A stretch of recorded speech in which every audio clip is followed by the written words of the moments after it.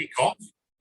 And I might say, on behalf of the Gaylene Boomers, I am so grateful to Gaylene McKay and Cheryl Chambers for giving of their time to jump on a Zoom session and talk about Tales from Tokyo.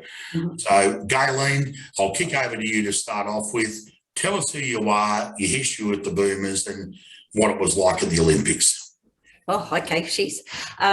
So I guess I played 17 years in the WNBL. The first 10 years were with Nuttawat Inspectors in the heyday of that time, and then I came across and played my last 7 years with the Gaylene Boomers in the WNBL, and Cheryl and I were teammates when I first came across. I'm pretty sure it was when I first came across, but we've been teammates a few times in the WNBL. And then really when I finished playing WNBL, I'd never really left the WNBL. I literally went from playing to being the physio on the end of the bench. So I continued from, I think my last season was about 97, 98. And then I've really stayed on as the physio in the Gaylene Boomers WNBL team, which then became Melbourne Boomers WNBL. And I'm still with that team as the team physio. So while I was playing, I studied physio, and, you know, my journey in basketball's continued. But I've also coached at Gaylene as well in the junior rep program. So probably for about 10 years, while my eldest daughter and my youngest son was only there for a couple of years. So I've coached through the rep program as well. Yeah, that's probably, you know, and I've coached in the domestic program for umpteen billion years as well, probably about 15 years. So I've had a long association with Gaylene. Cheryl, do you want to talk about your journey and then we'll come back to or do you want me to keep going with what I thought about Tokyo, Craig? Actually, you know what, that's a good idea. Cheryl, perhaps we'll go to you, to your history with Gaylene. Okay, well, I won't use years because then you'll know how old I am. But I played a fair few years as WNBL at the club after being at some other clubs, and played with Gaylene and lots of stalwarts of the. We used to play out of Mill Park back in the day. We played out of Sheens Road. We played out of Templestowe College. So it was a bit of a journey for the WNBL there. We went from place to place. Then I went off and had our first little bub, Zach, back in the day. And then after that, I got appointed as the WNBL Gaylene Boomers head coach. And I coached there for about 8 seasons. The environment was always a really great club environment. We started at the Venator Club, and you could come down there. I don't know if anyone was there, but God, it was great to play out of. And, you know, there were people, it was packed to the rafters, up to the ceiling. It didn't hold thousands and thousands, but it was a really good environment and really, I think, helped the community stay together. So I coached there for 8 or so nines. My last year, we made the grand final and lost on the buzzer. And then I took a bit more time off and came back and assisted Guy Malloy at the what became the Melbourne Boomers WNBL. Throughout that time, all 3 of our kids have played when they're not injured, they've played all their games at Gaylene. So we're through and through, haven't moved anywhere, haven't gone much further. You know, my husband Mark coaches there. We try and help out, do whatever we can do because it's a, you know, wonderful community atmosphere. And, you know, I look back to growing up playing basketball, and if I can do that for our kids to belong to a great club like we do, you know, I'm willing to put in and sort of always around the club. So I've never left, really. You're stuck with me. It's funny that, isn't it? Isn't it amazing with the club atmosphere? But I think particularly with Gaylene, I even know with the footy club, once you're there, even if you just step away for a moment, you just always seem to come back. Well, if that's the beauty of I think, you know, sometimes I think it's a little lost, you know, these days because kids go from club to club because, you know, there's so many clubs now. Probably didn't happen as much back when I was younger. You only sort of went at the end of your junior days sort of thing. So, but I think that's you know, I want that for our kids. I want them to belong and be a Boomer for the rest of their life and have somewhere they can come back and contribute. And I know some people move and lots of other things cause that to happen. I mean, you know, I think it's great for kids to belong and adults to belong somewhere and you know, have something in their community that they love. I agree. How do you find that? How do you feel about like the club culture, Gaylene? Yeah, I mean, I love the club culture. My daughter, you know, I coached her from baby boomers, what it was back then, through to under 18s. You know, I love, you know, it was great culture. You know, my son probably has taken a little bit of a different journey, but, you know, look, I have myself been around the club for a long time. So, you know, I've remained, the loyalty and it's been fantastic. I mean, Cheryl and I are both life members, so, you know, probably shows how long we've been around for. Not that old though. Oh, yes, we are. Sorry. Well, you know, we like to think we're young, but perhaps we're not anymore. You don't have to be that old. It's 10 years continued service. You're not that old. You could be 20. I was like, you could have been there from 10. It's fine. I'm not, but yeah, I could be. Yeah, but the irony of is over in Tokyo, the two of us we were roomies, weren't we, in the village? We were roomies, and it wasn't a palatial room. Like my toes nearly hit her toes. That's how. Oh no! Often Olympic villages are like that because they build them quickly and throw them all together. So there was 6 people in a space of the entry to Sheehan's Road. My stars! Yeah. So it had 2 bathrooms, which were caravan bathrooms, and 6 people, and it was pretty crowded and crazy. And may I say, those 6 people, we had 3 coaches, 3 coaches, team manager, massage therapist and physio, but that also became our workspace. So it was like a game of Tetris when the massage therapist and I needed to get our massage couches out, the tables and, you know, things had to be rearranged for us to get the tables out. And then, you know, if we wanted to watch TV or watch any of the games or anything, all the tables would get sort of pushed to the side and packed away. And anyway, it was a bit of fun, wasn't it? And you know, any time where you've got the team manager in your apartment, like they have so much gear for the team and supplies, and yeah, it was like a game of Tetris in there, wasn't it? Wow. Oh dear. So yeah, not the lap of luxury, but wow, what a great place to be. Well, there you go. Well, isn't that a fantastic segue into Tales from Tokyo? Who wants to go first? Yeah. Gaylene? What was that? Sorry. Well, I said it's a fantastic segue into Tales from Tokyo. So who wants to go first? Yeah, there you go. Well, I just led you right into it. So Tales. Yeah. Look, I think probably one of the it's just interesting that you don't go. It's not a lap of luxury in the Olympic Village, but you know there's a whole lot of atmosphere, and you know it's a great place to be. I guess a really good vibe around the village. For me, it was an Olympics of gratitude where I think everyone was very happy that they were even there because it had already been cancelled once. And, you know, we didn't even really know in the lead up whether it was going to get cancelled again.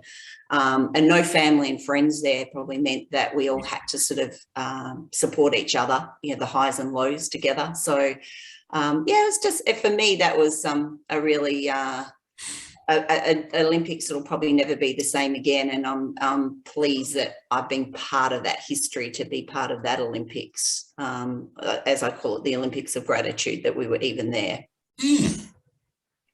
What's your thoughts, Jess?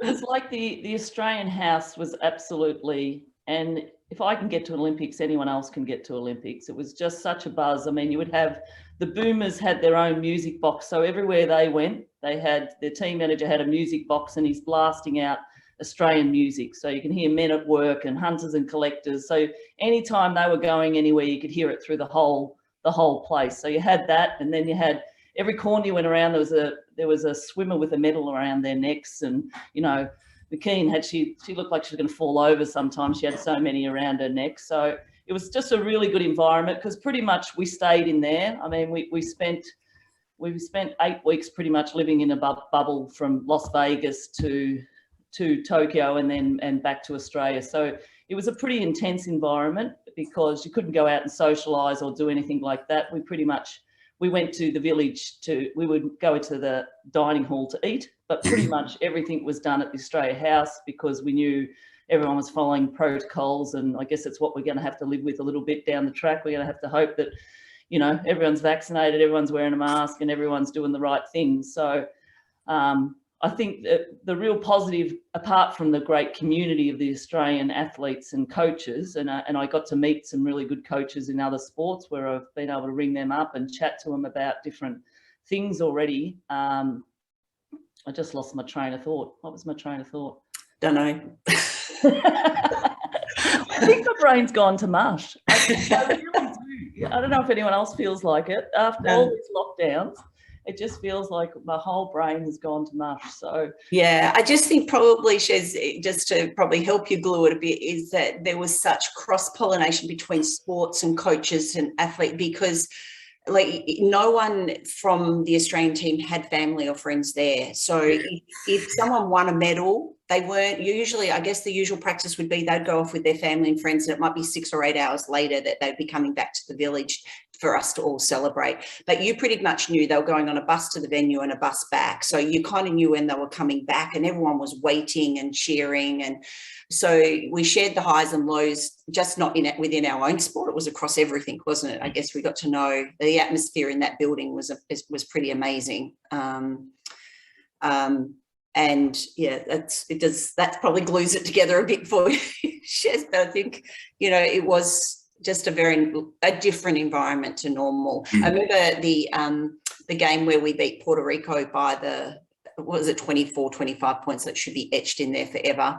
But they knew exactly when we were coming back in the bus, and we had people at the security gate. You know, we had Ian Chesterman there, you know, and David Hughes, who's the doctor at the AAS and been with the Australian Opals for quite a number of years. They were there at the security gates, and then there was a big roar when we got back to Australia House. Like, everyone was just so excited. You just celebrated all of that together. It was really lovely.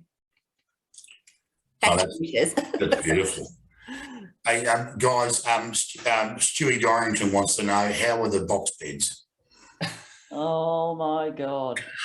Well, no. The box beds themselves were as solid as a rock. They weren't going, like, you'd think maybe cardboard wouldn't hold you enough. They held. What was the problem, Shez, was the mattresses. Is that right? It was concrete. I don't even think it was a mattress. I don't even know what it was, but they clearly like their hard beds there. Yeah, the Japanese love the futons. The mattresses were so hard.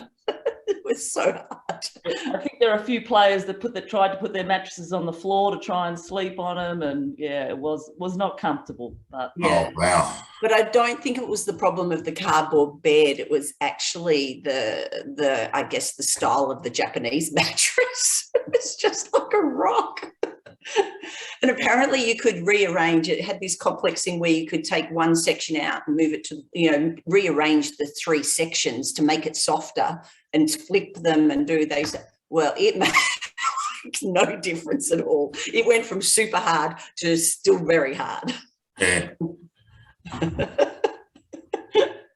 I'm sure Cheryl must have heard me moaning, rolling onto a sore shoulder or whatever. don't buy one, Stewie. Leave them in the shop. Don't buy one. Yeah.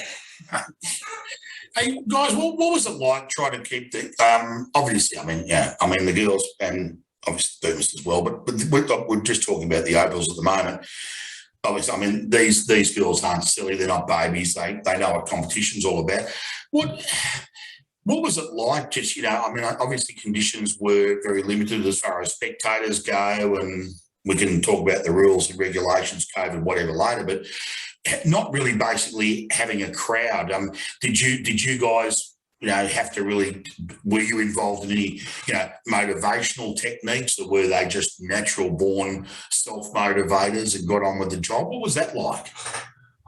Well, I think, you know, to get to that level, you're fairly motivated. So in some ways there was some easiness because you didn't have to disguise, you didn't have to have signals for play calls because everyone could hear absolutely everything. I mean, it did get a little bit, as they opened it up, they let some more volunteers get in, but, you know, even though it seems like it would be barren, it was actually the games, the atmosphere was still pretty good. I mean, it wasn't like a full stadium. Had that stadium been full, it was like the most amazing stadium. The crowd went right up the sides and hung over the top. It would have been just absolutely huge. But yeah, no, I think we're self-motivated, and I think we all went there knowing that everything was going to be a little bit different. Yeah. You know? So, And for me, I normally may sit a bit quieter on the bench than what I did when I was over there, because I guess some of the rest of the staff, other than the coaching, we kind of could be a little bit of a cheer squad along with the bench players. So perhaps I sort of cheered a bit more than what I normally would, which was a bit of fun. But although from a coaching point of view, you have to be careful because there's no noise. And occasionally as a coach, and I know there's lots of coaches on here, occasionally you'll say something about a player that you don't want the players to know. And you might say it a little bit too loud. So you did have to be careful that way. No, it's a good point. Okay, so I've got a question from the floor, from Michael. What hospitality item gave you the most delight in the village? What's a hospitality item? Well, I don't know, maybe when you arrived at the village, did you get a gift, or did you something in the room, or, you know? Well, when we got there, we had all the kids back in Australia had drawn pictures for Australia wishing us luck. So all our rooms were full with it. Downstairs in the foyer was full with it.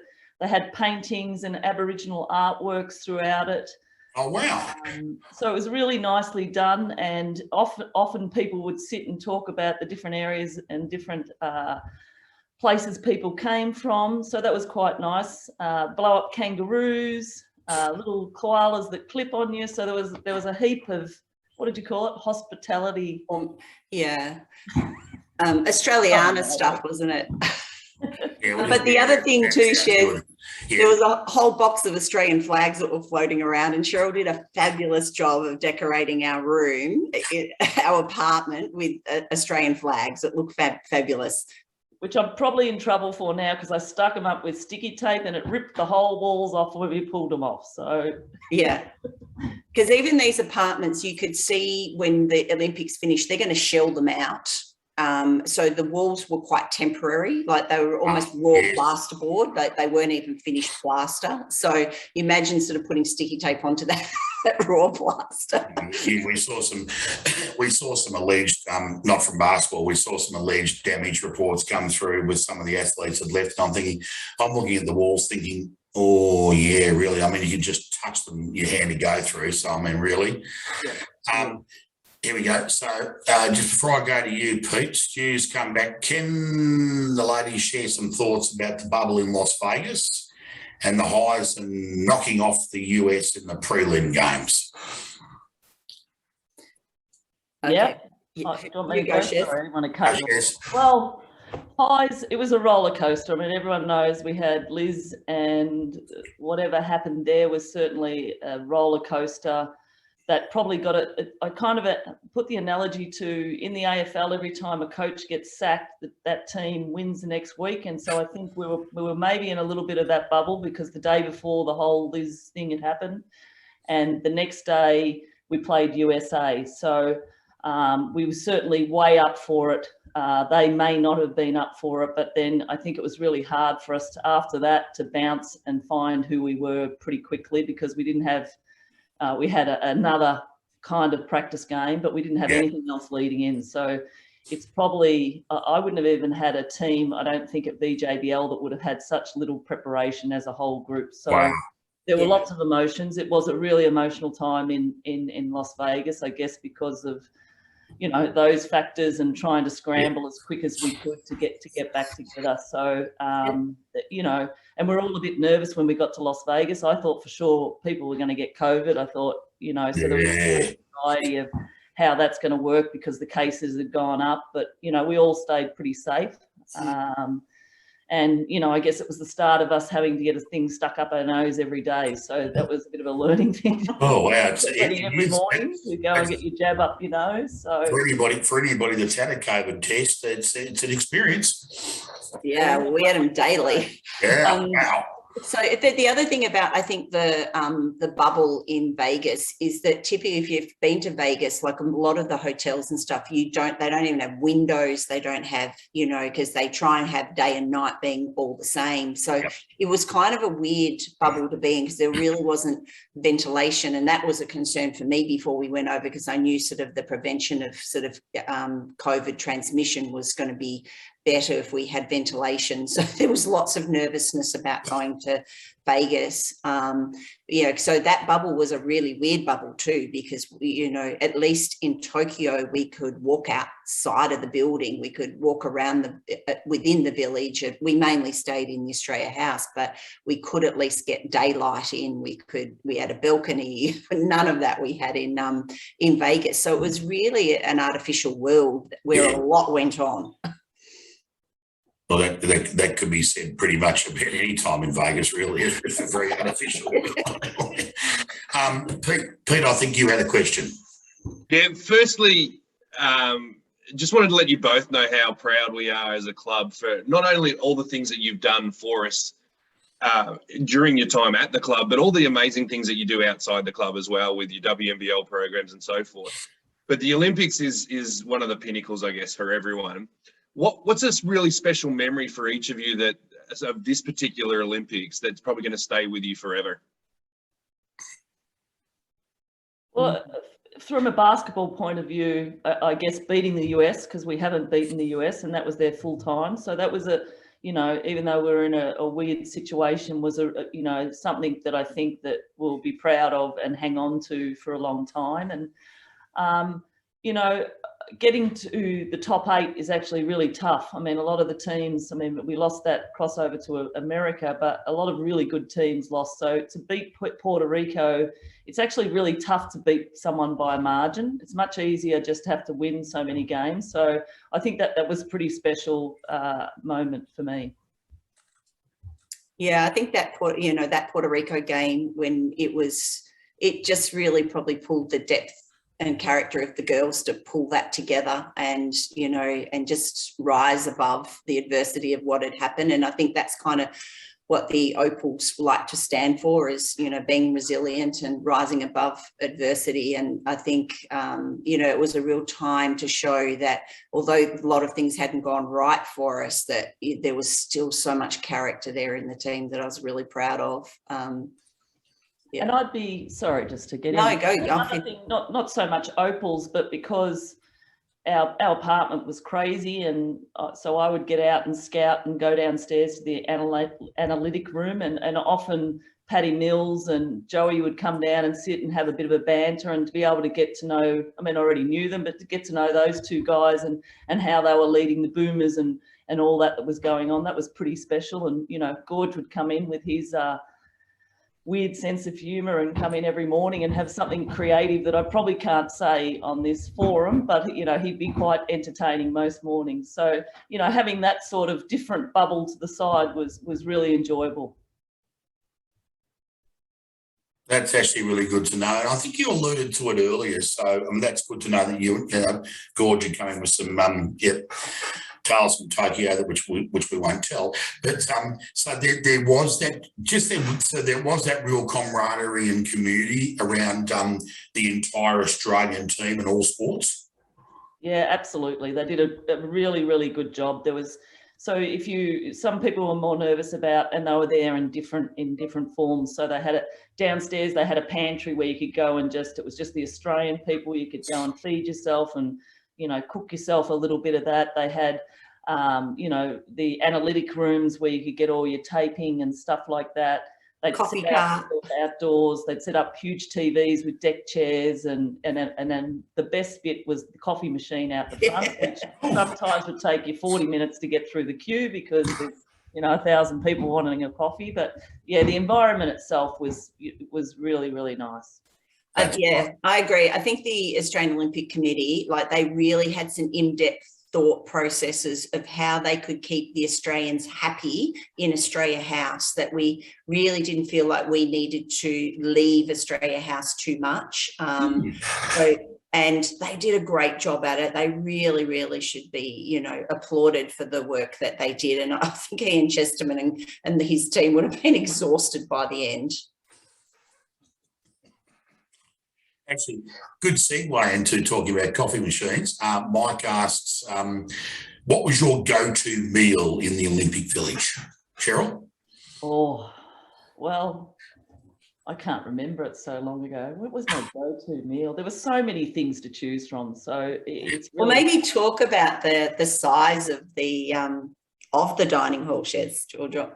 Go on, yeah. Okay, so if you could imagine like the size of a Bunnings, that was one level, and there was 2 levels of that to be the dining room. So, and each level you would walk in and you would just imagine around the edge of the Bunnings was just food areas where you could just select food from really a range of cuisines from around the world. So, I mean, going in there, it was an interesting thing. We had to hand sanitize, gloves. We weren't allowed to serve the food ourselves. There was perspex screens sort of the front and side of us when we were eating. The Japanese were in there cleaning amazingly, but really probably why we're probably struggling is because there was such a broad range of cuisines, really. Although I think every dinner I had dumplings. Did you? Yeah. Yeah. So we did probably have a little tendency. There was another then beyond that big dining hall, there was another, what they call casual dining, which was still a fair size, which had really Japanese food in it. That was a bit of a favourite to go to as well. So, yeah, I think I would have say I probably ate a lot of Japanese food while I was there, but then I do like Japanese food. Oh, dude, I mean, seriously, you couldn't go wrong, really, could you? Yeah, that's right. It's so good. Stewie Dorrington's come across. He's and Gaylene, just to, I mean, I did tag you, so there was no privacy issues there, or that you did have it on your own Facebook, so goodbye privacy. We did share your fantastic, you know, your photographs that were coming through during the games. As I had prompted you, I was sharing those on the Balloon Boomers Facebook page.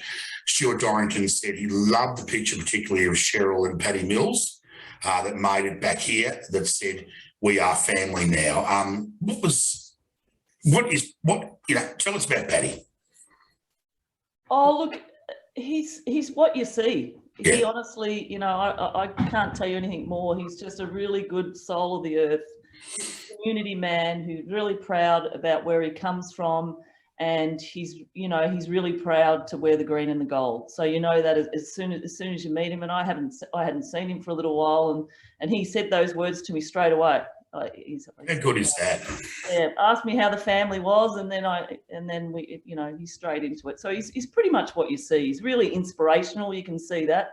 He's driven though. I mean, you know, you come and watch him practice, and you know, most teams for the first 40 minutes or so, it's sort of about you go out there before team practice, and he's out there and he's working hard, and he's got his handles and he's got his change of speed and his change of height, and you know, so no wonder he's so good, because he's just an absolute perfectionist, and just, you know, he works hard. So, you know, it doesn't come by chance, does it? I mean, we always say that some people, I mean, Liz Cambage is big or whatever, but she still works. But you look at the Paddy Mills, you look at the, you know, Jenna Hayes, you look at them and they just really work hard, and they're passionate about it, and they don't let anything get in their way. Yeah, correct.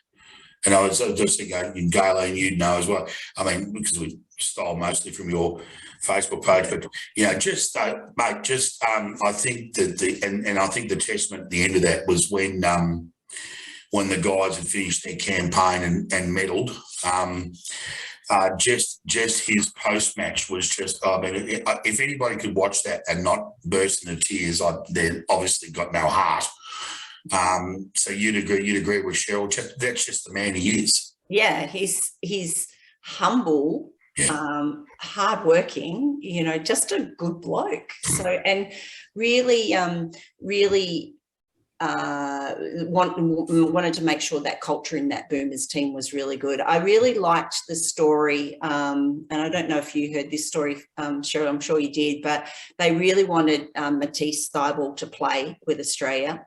And so when they played them in the NBA, Paddy and and Joe Ingles both, when they played, and hung outside the waiting room to wait and just say how, just let Matisse know how much that they really wanted him to be with the Australian team, and what the Australian team was about, what the culture was about. And I think that really moved Matisse. I think that was in another interview you probably may have seen as well, where he just sort of felt like this was really where he belonged. And there's absolutely, Paddy and Joe Ingles would set that sort of scene for someone. And what a great, exciting future we've got in Australia with him.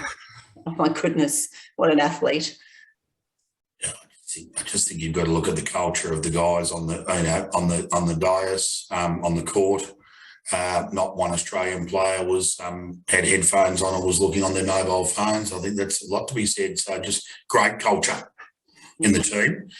We've got another question here. I'll go first. Apologies. This is a genuine question from a family. I'll start with you, Cheryl. How many Olympics have you attended? Just this one. Just the one? Just the one. Yeah, and same for me, because I missed out, fairly close cut, at least on one Olympics when I was a player. And then I made the decision once I had children that I would step away from international travel. So I did a lot of within Australia travel and put in my physio work. So I obviously worked in the WNBL, but it's as they're getting older now that we've stepped back in and really taken it to this level now, of this level of commitment. Mm-hmm. Are there any other questions from the floor at this stage? Feel free to turn your microphone on, say good day. I'll keep throwing them at you, Craig. So this one's for Gaylene. But just, with all the lockdowns here and stuff in Australia, the kids have been on and off the court at various times, and we've seen so many injuries this year, unfortunately. Half of them have been in Cheryl's family. But, well, not this year, Cheryl. But how do you manage that at such an elite level? Is that problematic with being in bubbles and lockdowns and things where the girls can't get out and train as they normally would? Yeah, it is. I mean, I guess the girls are at the level of professionalism that even with it, not in 2020, but sort of partway, probably the second half of 2020 and through this year, they were recognised that this is their work. And so they actually had exemptions to get into basketball stadiums. But we've had to be creative. But the other thing we do is that we, myself and the strength and conditioning coach, work together to make sure the girls have got strength programs, conditioning programs. Then we monitor their loads every day. They've got to put what they've trained, like maybe say, for instance, they've trained for 2 hours, 120 minutes, and that's multiplied by their RPE, which is like a rate of a rating of perceived exertion. And that sort of 120 minutes by, say, 6 equals what their load is. And we keep a tally on that. And over years, we get to know what's a normal load for a player and what's not a normal load. And if we see a load that drops too quickly, we need to make sure that we gradually bring that load back up. So we very much have, and the girls understand that now. A few years ago, they were a little resistant to putting their loads in. They thought we were being a bit like Big Brother watching them, but they absolutely understand it now, that we are really trying to keep them safe. We try to just really manage their strength conditioning in all sorts of ways. We had to be creative. Like there was Opals levels players, with dumbbells in their backyards and, all sorts of things, doing programs however they can. But then that's the determination that they would have to, is to make sure they were focused to have their bodies ready to go. So we didn't have a huge number of really acute injuries. We had some, but you always will on these tournaments. But overall, I think, we did a pretty good job of looking after them physically. Does that answer your question? So I guess perhaps traveling that through to the kids is the biggest risk, is if you've got kids that during this lockdown may be doing very little, and you've got kids that might be doing quite a bit. And it's how do we cater for that when we go back? you know, there's some kids will be biting at the bit and can go, and then, but I just think all round as a collective group, we can't just up the training loads too quickly. So we've got to be mindful. I know there were some teams that didn't go into that Australia Day tournament, the January tournament earlier this year, and I thought those clubs made a really good decision, because that would be just spiking a load up way too quickly. You're just bringing kids up. So we just need to, I think, really think as a whole basketball community on how we bring them back in safely. So it's sort of building intensity, it's building time, and then building frequency, and just building it up gradually over time. We can't say they'll not have any injuries, but it's a way we can probably start to minimise their risk.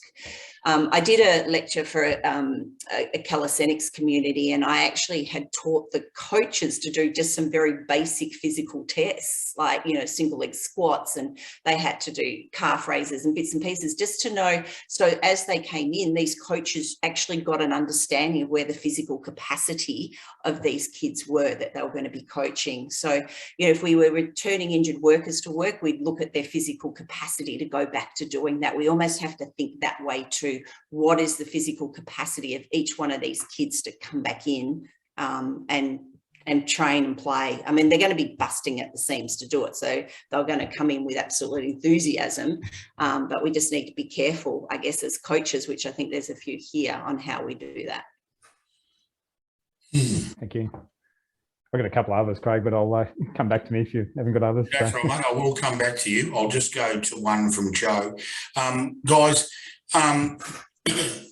situation around did we have a dedicated person for mental well-being, or was it a collective role that players and staff played, or and having answered that, if there was a lack, is this something you see a need for moving forward? Oh, that's a loaded question. I definitely think the mental preparation of the players is really, really important. And I think as a collective staff, we're very good at doing the best job we can. The players had access to psychology services, but it was really by telehealth. There wasn't really psychologists travelling with us. For me, I hope the landscape changes. I hope that we actually have a sports psych travel with us, particularly if there's known needs for it in the team. How's that answer, Shez? Very politically correct. Oh, dear. No, you're right. I think, and I suppose the sports psych is probably going to be more important, you know, for us and our kids now, because they're trying to bridge a whole lot of stuff that they've missed out on, and how to get back on safely, and there's injuries concerns, and they haven't played for a while, so they're not going to be as good as they have been. Their IQ's probably not developed. So if there was a need for that, it would be right now, just for our club as well. I mean, every club and all the way up to the Opals. So yeah, that's important true. space, that's for sure. Yeah, very. Is anyone thinking of going overseas? Because if you think 2 weeks quarantine is a good thing, think again.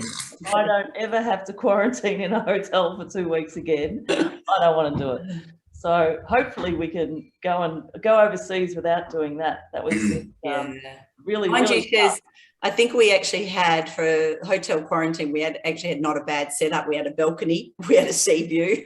Wow. We'd get some fresh air. We're up on the Gold Coast. So anyway, but yes, it's not fun. It was a long 14 days. In the second week, I rang, I shouldn't say it's a player, maybe it was a staff member, and both of us hadn't got out of our PJs all day. We were having a little tanty. No one wanted to get, I won't tell you the rest of this. I've just realised we've got young kids as well. I'll leave that story for another time. Dear. Okay. Now, Julia wants to know, how do you look after your own well-being? Well, I think in the particularly when the six of us were in the apartment together, I guess we could all bounce off each other a little bit if we needed some support. But I guess the opposite to that is that there were 6 of us in a room, and you sometimes needed your own time as well. So I guess you just had to find ways of finding time for that. I certainly know by the time I got back into quarantine, I think the first night I slept 11 hours and probably, you know, between 8 and 10 hours the next few nights as well. So I'm sure you do run on a bit of adrenaline when you're right in the thick of the tournament as well. And then the self-care, you know, probably came a bit later too. Yeah. What about you, Cheryl? Well, I think you're right. It's all those things that you have to do. You have to put yourself around people that you know and you trust, and make sure that you do talk to them, because there are a whole lot of pressures that everyone feels. So I guess it's surrounding yourself around some really positive people, you know, making sure that you do other things, that you have a balance in your life, that it's not just all basketball. There has to be some balance. There has to be physical activity, and of course, get on and talk to someone. I mean, I speak to a sports psych, not so much about my own sporting, but, you know, about coaching and all that sort of thing, so that I can get some strategies to deal with high pressure situations. So I think you have to do all those things, and there's no shame in that. There's no shame. No, absolutely not. And have a chat to someone, and you feel so much better at the end of it, because they've generally given you some ideas or some strategies or whatever to work with. Right, mate. That's a superb message for, irregardless of our coaches on the call or even some of our players. There is never any shame in asking a question, and asking for backup, asking for an opinion, bouncing ideas. Absolutely not. Having said that, of course, our champions coach, Mr. Brookins, he'd like to know, where was yours, Michael? Oh, there it is. What would a game day schedule look like for the athletes? Well, I'll start if that's all right, Gay. Yeah, you go, and then I'll add my behind the scenes stuff. When the game is, if the game's in the evening, it probably starts with get up, and then they have their own time and whatever. We would head off to shoot around, go through the scout. We might have done video before we left or the night before, but often we'll come back and watch the video and talk about the team that we're going to do and how we're going to do it.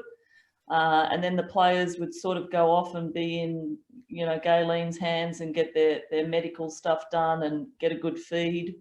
And then we would leave and go to the game. We'd be at the game, you know, at least an hour and a half early. Yep. Go out and shoot with the girls, have a team meeting, and then we'd be into the game. So sounds very familiar, all of that. And then the after game sort of side, where probably, you know, we back in the room, the coaches will do a debrief, but, you know, we'll get some sort of stretching going on, and then back at the accommodation, it's as long as it's not too late at night, we go back into sort of ice baths, recovery massage, making sure they're fueling up on some good food, so that they're getting that recovery as quickly as possible for the next day as well. So best day of the week, game day. Yeah. It's busy, but it's what it's all about. That's what you're there for. It's the adrenaline goes. Well, that's true. And this is actually, it's really spooky, because the next question on the board here, I guess, you've it's a great segue saying this, the best day of the week is a game day.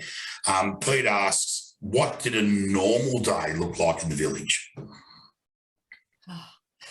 A normal day. Well, okay, I know, define normal, but yeah. Yeah, well, I guess we've just described game day. Non-game day. Well, a non-game day for me, it could be, usually I would get up early and go and do my scouting and cut tape and do all that sort of stuff. Yeah. And then I'd grab a coffee and go out in the lawn and see if I could find someone to chew their ear for a little while and have a chat. And sometimes the girls would be out there playing Spot It or dominoes or some silly game, and I'd join in that for a little while. Then we'd probably have a coaches meeting, so we'd go to a coaches meeting. And, you know, on those days, sometimes you do video, we'd have, you know, team video meetings, or we'd get the team in to do a bonding thing, or, so even though they're a normal day, normal days change a lot depending on what you do the day after. So And those days would also have a training session usually in there, whether it be light or heavier, depending on what was on the following day from that. And for me personally, the non-game days probably were my heavier treating days. Yes, of course. So just about everyone would want to be seen on a non-game day. There's a mixture of people on teams where some love treatment on game day and some don't. Some just like to be, just let me prepare in other ways. And that's something we've just got to do, is just allow each person to prepare in the way that they need to prepare. Okay. No, like that. Now, next question. This is from Neil. Did you get a chance to get out and watch another Olympic event? Example, skateboarding, big smiley face. Thanks, Neil. No, you weren't allowed to go to any other events. COVID stopped us from that. You could only go and watch your own event. The problem with our event was it was an hour and 10 minutes from the village, so pretty difficult to do that on your off day. You're trying to do all the other work that you need to get done. So unfortunately, we had to watch it all on the big screen. Yeah. No, that's interesting. I must confess. So I did meet the that's really bad. Do you know his name, Gaylene? The skateboard kid? Logan from Logan, is that right? Logan from No. I did meet him scooting through the hallways at one stage. Oh, no, it's the other. Yes. Oh, my God. We've met so many people. Apologies for us forgetting it. Don't be silly. You've been to Tokyo for a holiday. It's fine. It's all good. Cheryl from Julia, what did you learn that perhaps changes or reinforces your coaching practice? Well, probably a lot of things. That would be a really long-winded answer if I answered everything. Definitely, I think a few things. Number one is preparation and practice, and training is such an important part, and we were really deprived in that area. I think relationships with staff and players, once again, that shows that that's such an important thing to get a team to play together. There's lots of things. I'm just trying to. Is there something specific she's trying to ask? I can't even see, Julia. No, it was an open-ended question. If Julia, if you want to come off mute, and perhaps if you want to have a quick chat to Cheryl. Hi, Cheryl. No, I was just wondering if there was one or two things that really just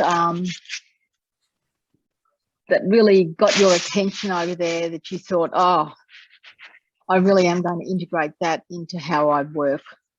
Well, I don't know whether it's just because of over there. I guess I'm starting the new WNBL season, so we've just started some practice. And I think a lot of the teams over there played up tempo. So I think that's something that I'll try and bring. It probably helps that I've had a change of personnel and I can go a little quicker with my team this year. But I think playing, there is a real advantage with playing with a lot more tempo, a lot more presses, a lot more changes, putting the other teams under pressure. So I've probably got a bit of a focus of that going into this WNBL, or trying to go into this WNBL season. So, which is kind of good because it gives me something that gets you invigorated and a bit more excited. So hopefully we can play an exciting brand of basketball. Nice. Thank you. Oh, thanks, Julie. What was this? What was the celebration like back in the village when the Boomers won their bronze? I thought you were going to say when we'd finished. Yeah, well, when the Boomers won their bronze, we actually watched that game in a stopover in Singapore. We had about a 9-hour stopover in Singapore, and that Boomers game was halfway through our stopover. So we had computers set up and we were watching it and cheering in the lounge. So we probably didn't really get to experience that, Shez, hey? No, it was a bit disappointing, actually. Yeah. Very disappointing. It would have been massive. But we got to hear outside of our apartment was right on the edge of the water where there was a bigger oval in front of it, and every sport that finished seemed to go down there in the middle of the night and make a lot of noise and a lot of fun. So I think our room looked right out onto the Olympic rings, which is nice. If you see behind me the Olympic rings, all that grass area behind, that's where they all gathered. And, okay, nice. Yeah, and well, if you weren't competing the next day, it was nice. But some of the four sports were trying to compete, and it was fairly loud. But it was nice to see. I'm sure they weren't breaking too many COVID protocols. They might have been, but it was nice to see a little bit of that energy back in the Olympic Village. That's for sure. Okay, this is from Joe. What's a great tip as an assistant coach that is helpful to that coach? Oh, there's lots of them. I think the biggest thing is for an assistant coach, if you can remember, there's lots of pressure on the head coach. So I actually find it easier to be an assistant coach because I've been a head coach. So sometimes it's hard because you usually you go assistant coach, head coach, and then you stay as a head coach.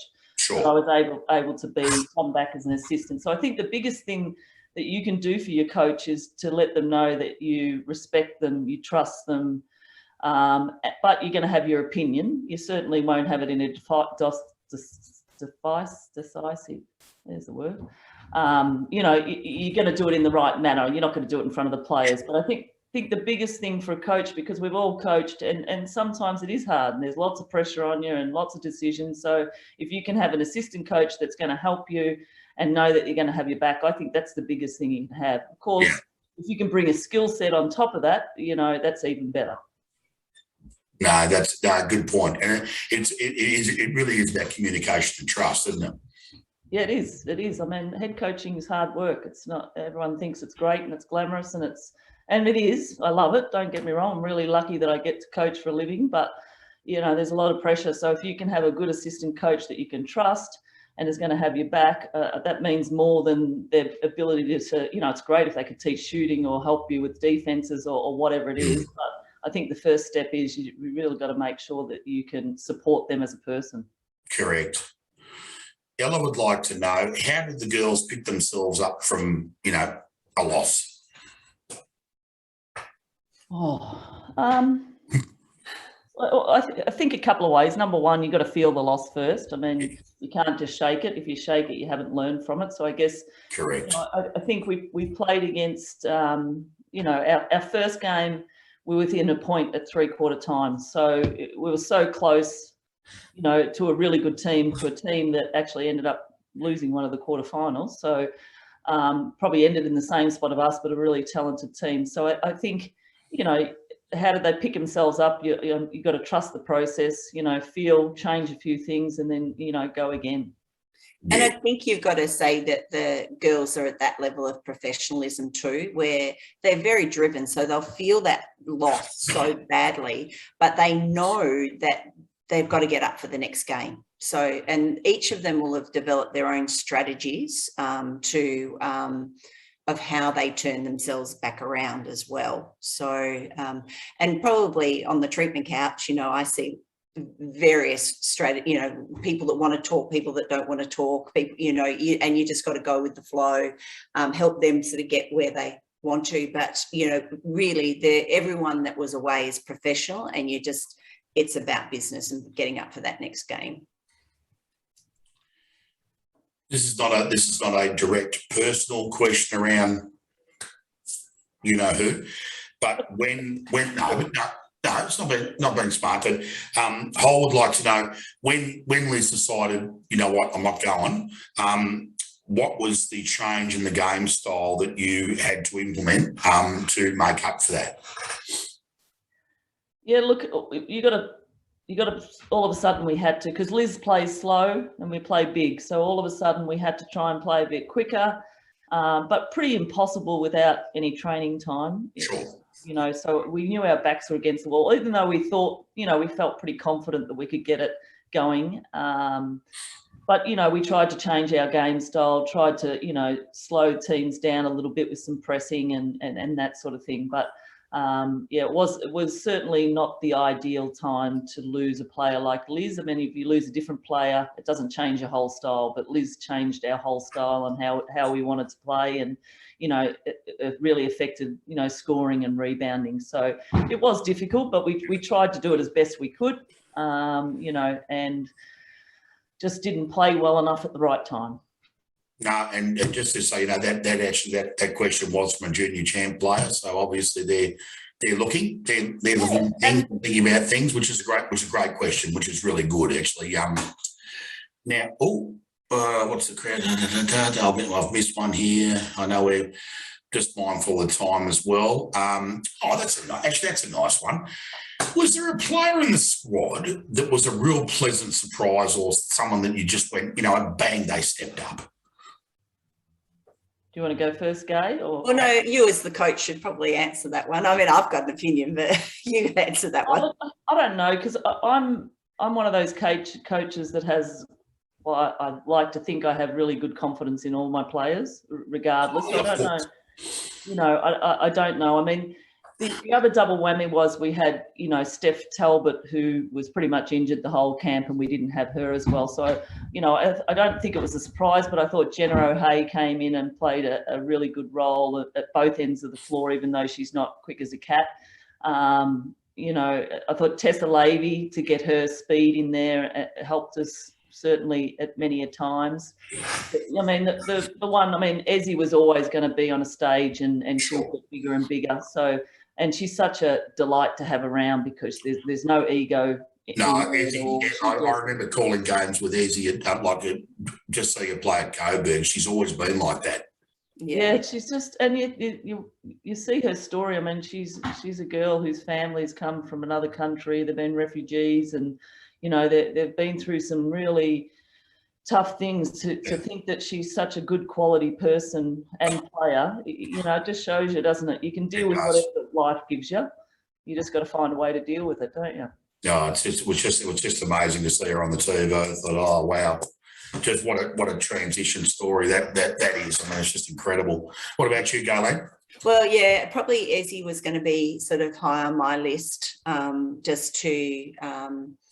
she probably would have had a more secondary role to Liz, and then all of a sudden she was out on the spotlight, and just how she stepped up and handled that, unbelievably well for someone who is 22.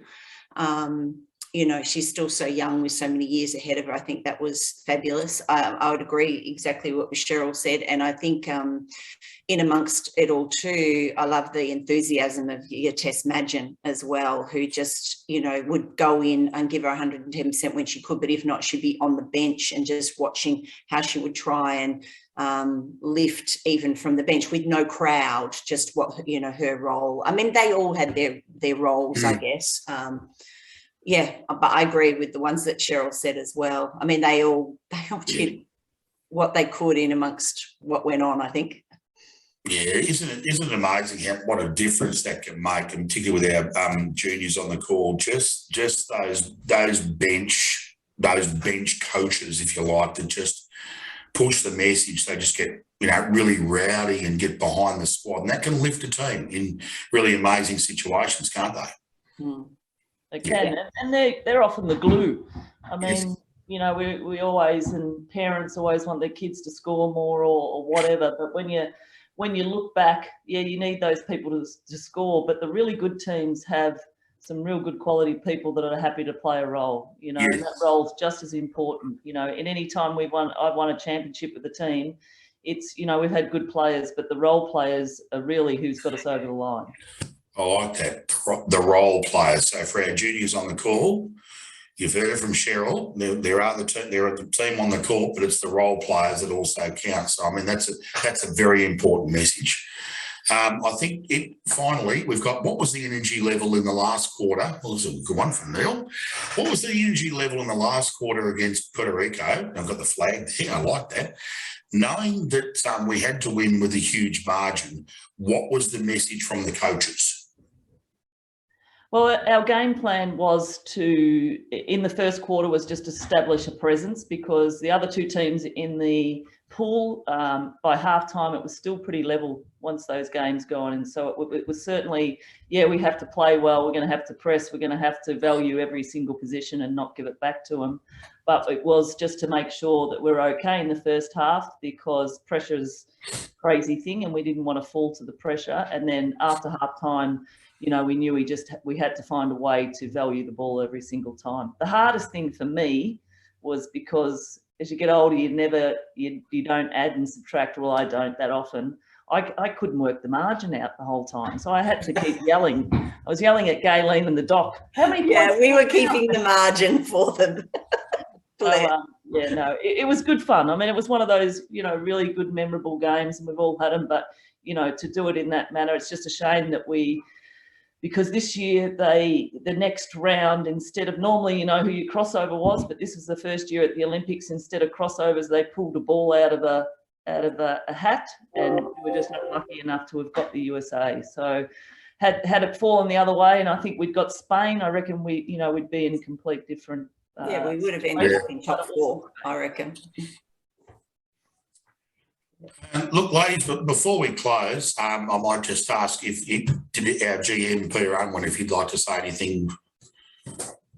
Yeah, look, again, thank you so much for your time. The wisdom that you hear from people who've had experiences that you've had throughout your careers is one thing, but the experience, especially for that being your first Olympics for both of you, we could feel the passion, we could feel that spirit. I know that game, I know you guys would probably been a little bit disappointed with the end overall result for the girls, but let me tell you, if my household was any indication of the pride and the excitement during that Puerto Rico game and just cheering it on and doing the exact same thing, trying to work out the margins. And luckily I've got, 5 kids and 3 of them are super excited about that margin. We were super proud of you, and we were super proud of the girls and what they've achieved. And the thing about the Olympics is if you have a bad game, it can affect the entire tournament. You don't have a whole season to make up for a bad game or a missed shot or whatever it might be. But everyone plays, I guess, for the moment and for the opportunity. So on behalf of everyone here on the call and the Bulleen Boomers family, thank you so much for your time tonight.